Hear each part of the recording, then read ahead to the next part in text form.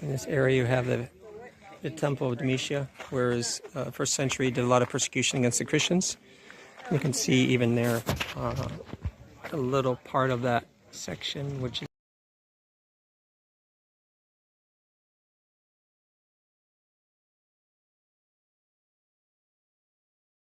the structure around, built all these different things, all these tall things here. So, and probably hallways or the, bazaars, things making money for the temple in this area here. So this is a guy, and you'll see this statue of this guy in the museum. This is not a small statue, by the way, it's quite big.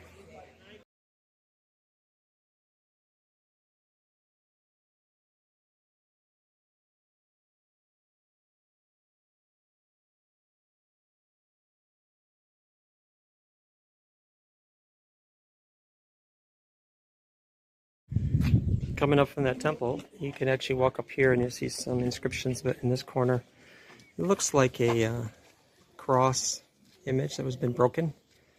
That's hard to see at this angle, but it's possible. Circled with a cross that had an X through it, like for Christos. We'll see if we can find a church that was repurposed in this area above, which would be south of the Domitian temple.